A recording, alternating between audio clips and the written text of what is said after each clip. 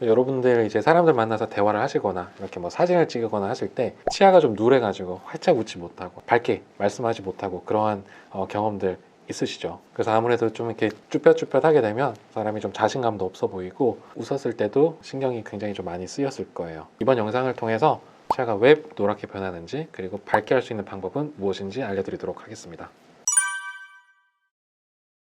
치아가 누렇게 변하는 것을 방지하기 위해서 와인 같은 걸 마시고 나서 바로 물로 헹군다거나, 아니면 콜라 같은 걸 드실 때 치아에 안 닿게 하려고 빨대로 드신다거나 그렇게 하는 경우들이 있는데요. 과연 이런 것들이 진짜 누렇게 치아를 만들까요? 일단 치아가 누렇게 되는 것에 관해서 설명드리기에 앞서서 변색과 착색에 대해서 좀 아셔야 됩니다. 변색은 치아가 닳거나 아니면 치아에 문제가 생겨서 이제 치아 속에서부터 색상이 이렇게 우러나와서 누렇게 되는 것을 이야기를 하는 거고요. 반대로 착색은 말 그대로 이제 색소 성분이 치아에 붙어서 색깔을 변하게 하는 것을 이야기를 합니다. 그래서 오늘 변색과 착색 두 가지 모두 다 다룰 예정이고, 두 가지 방법에 있어서 치아를 밝게 만드는 방법에 대해서도 같이 말씀드리도록 하겠습니다. 어떠한 음식을 드시냐에 따라서 치아 착색을 유발하는 음식도 있고 그렇지 않은 경우도 있습니다. 예를 들어서 우리가 흔히 알기로 커피, 와인, 초콜릿 이런 것들이 이제 착색을 많이 유발을 한다고 알고 있는데요. 그 중에서는 이제 맞는 것도 있고 틀린 것도 있습니다. 그래서 착색을 방지하기 위한 피해야 하는 음식 5가지 오늘 공개하도록 하겠습니다. 다음 자료는 이제 경희대 치의학교실에서 이제 발표한 연구 자료인데요. 보시면은 이제 한국인들이 많이 섭취하는 음식물 19가지 중에서 이제 상대적으로 어떤 것이 착색을 더 많이 일으키는지 평균 착색 지수를 이렇게 이제 표시한 거예요. 가장 많은 착색을 유발하는 것은 1위가 홍차입니다. 그리고 2위가 초콜릿에 이어 이제 커피, 김치찌개, 라면 등을 들 수가 있습니다. 특이하게도 김치찌개는 착색을 많이 유발하지만 김치 자체는 착색을 유발하지 않는 것으로 나와 있습니다. 제일 아래 보시면 김치 나와 있죠. 그래서 김치 마음껏 드셔도 됩니다. 그리고 흔히 생각하는 와인은 오히려 착색 지수가 굉장히 낮아요. 그래서 와인은 착색을 유발하지 않는다고 보셔도 되는데, 와인을 드시고 변색을 방지하기 위해서 이렇게 물을 드실 필요는 없지만, 소믈리에 분들 같은 경우는 이제 또 다음 와인을 드시기 위해서 입을 이렇게 청소하는 의미에서 물을 드시긴 하시죠. 그리고 흔히들 생각하시는 콜라 역시도 착색을 유발하지 않는 것으로 나옵니다. 콜라는 착색을 유발하는 것으로 생각을 해서 콜라 안 마시고 사이다 드시는 분들 계신데요. 지금부터는 마음 편히 콜라를 드셔도 되겠습니다.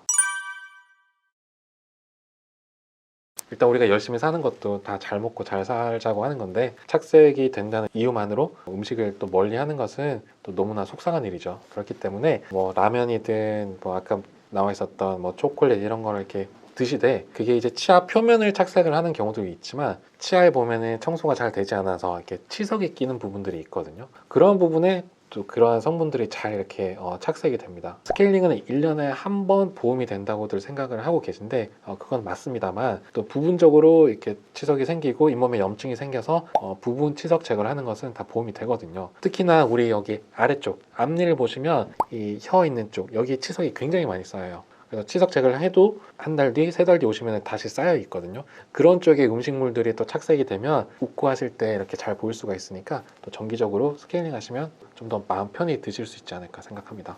그리고 스케일링 할 거니까 하고 마음 놓지 마시고 양치 꼼꼼히 하시는 거, 양치만 하실 게 아니라 치아 사이사이를 잘 청소를 해주셔야 되거든요. 그렇기 때문에 치실이나 치간 칫솔의 사용도 꼭 습관화하셨으면 좋겠습니다.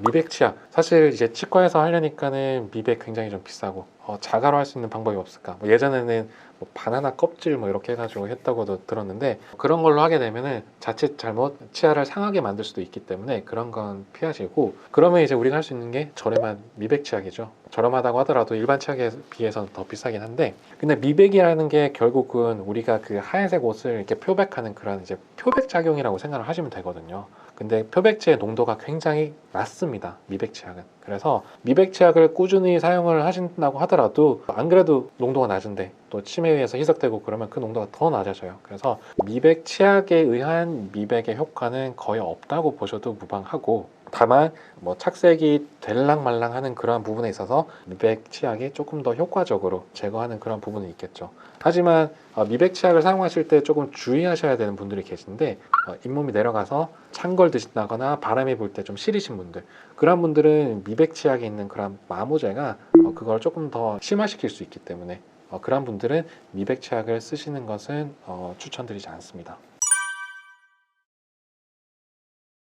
그러한 분들은 너무 양치를 열심히 하셔서 그렇습니다. 뭐 칫솔은 굉장히 빳빳한 거 사용을 하시고, 그 다음에 뭐 치약 대신 굵은 소금을 사용을 하신다거나, 아니면 흡연하시는 분들 있죠. 그런 분들 이제 뭐 니코틴 착색된 걸 제거하기 위해서 그러한 뭐 흡연자들 전문 뭐 치약 쓰고 그러시는데, 치아를 밝게 하는 그러한 치약들은 기본적으로 이제 마모제가 좀 많이 들어있어요.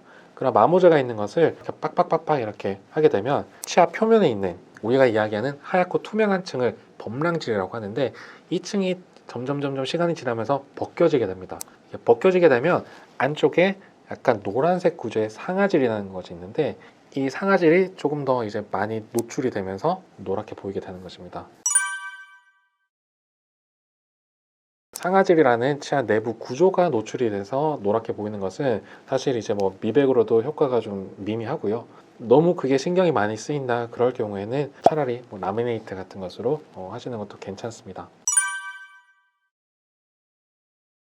치아가 군데군데 이렇게 반점으로 불투명하게 하얗게 보이는 그런 경우들이 있어요. 그거는 이제 쉽게 생각하면 아주 초기 단계 뭐 충치라고 보셔도 무방한데, 충치라는 것이 여러분들이 생각하기에는 뭐 이렇게 세균이 치아를 이렇게 갉아먹는다 이렇게 생각을 하시잖아요. 근데 이제 엄밀히 말하면 충치균이 치아를 갉아먹는 것은 아니고, 당이 이렇게 설탕 같은 것들이 이제 들어오면 세균이 그것을 먹고 이제 대사하면서 산성분을 내거든요. 그러면 그 산이 치아를 약하게 해서 치아에 있는 그런 뭐 칼슘이나 인 같은 그런 성분들이 빠져나가게 돼요. 그럼 빠져나가게 되면 그 단단한 표면이 미세한 그런 구조에서 봤을 때는 굉장히 이제 좀 이렇게 구멍도 생기는 그런 다공성, 푸석푸석한 그런 형태가 되고, 그게 이제 뭐 빛을 받았을 때 빛을 반사하는 그런 부분들이 좀 다르게 보이기 때문에 조금 탁하게 보이기도 합니다. 그게 자연적으로 없어지지는 않습니다. 그게 더 깊은 충치로 진행하느냐 아니면 거기서 이제 멈추냐 정도인데요. 만약에 그게 많이 신경이 쓰인다 그러면은 거기만 부분적으로 뭐 레진이나 기타 다른 방법으로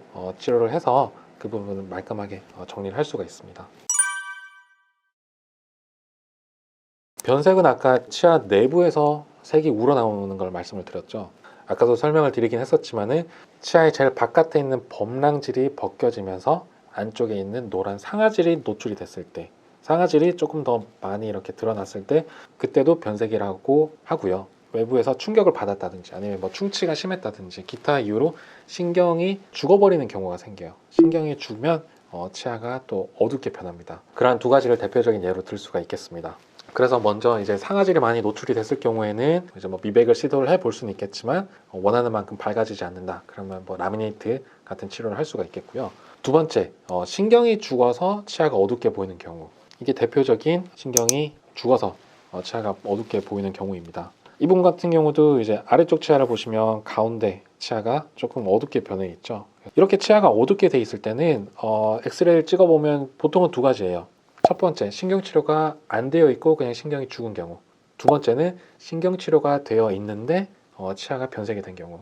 신경치료가 되어 있지 않으면 우선 신경치료를 하면 되고요. 신경치료가 되어 있다면 보통은 사진을 찍어보면 치료가 안타깝게도 조금 불완전하게 되어 있는 경우들이 있어요. 이분 같은 경우도 엑스레이를 찍어보면 다른 영상에서 보여드렸던 뭐 신경치료 엑스레이 사진과는 좀 다르게 뿌리 쪽에 이 하얀색 재료가 꽉 채우지 못하고 이렇게 조금 듬성 틈이 좀 있는 것이 보입니다. 그리고 뿌리 끝에 이렇게 염증도 좀 보이기도 하고, 머리 쪽도 뭔가 밀폐가 되어 있지 않고 좀 어둡게 되어 있는 부분들이 보여요. 신경치료를 했는데도 이렇게 변색이 되는 경우는 보통은 이제 미세한 틈이 생겨서 거기가 이제 오염이 돼가지고 그렇게 발생을 하는 거거든요. 그렇게 되면은 치료는 어떻게 해야 될까요? 당연히 신경치료를 다시 하고 틈이 있는 부분을 다시 잘 밀폐를 해주면 됩니다. 저는 여러 가지 사진을 이렇게 좀 띄워봤는데요.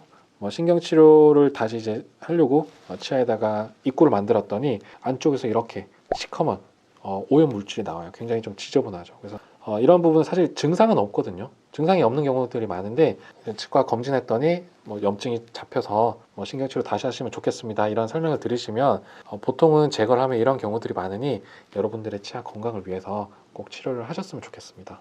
옆에 있는 치아는 이제 신경치료했던 재료를 제거한 건데, 보시면은 원래 좀 건강한 그런 좀 핑크색이 되어야 되는데 오염이 돼서 다 이렇게 좀 어둡게 보입니다. 신경치료를 다 끝내고 나면 어두운 것이 바로 밝아지진 않고요. 그 치아의 이 구멍 속에다가 미백 약재를 넣어서 치아를 미백을 하게 됩니다. 그래서 미백을 하게 되면 이제 오른쪽처럼 이렇게 건강한 색을 띌 수가 있어요. 다음 케이스 같은 경우도 사진의 왼쪽을 보시면 잇몸에 근접한 부분이 좀 어둡게 보이죠. 어둡게 보이는 부분을 크라운이라고 해서 이렇게 씌워서 치아를 가릴 수도 있거든요. 근데 이렇게 치아가 고르지 않고 삐뚤빼뚤하게 되어 있으면 크라운을 하기 위해서 치아를 다듬는 양이 굉장히 많아집니다.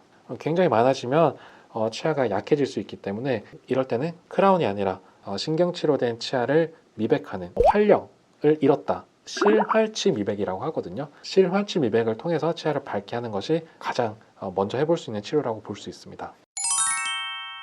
네, 이렇게 치아가 노랗게 되는 원인과 그 치료 방법에 대해서 알아봤는데요. 이제 변색 같은 경우는 아무래도 이제 여러분들이 스스로 하기는 어렵고 이제 치과에서 뭔가 좀 처치를 받아야 한다면, 이제 착색 같은 경우는 여러분의 생활 습관과 관련이 되어 있습니다. 그래서 어떤 음식이 착색을 잘 유발하는지 확인하시고 양치, 스케일링 좀 꼼꼼히 하시면 착색으로 인해서 치아가 노랗게 되는 것은 어느 정도 예방을 하실 수 있을 것입니다.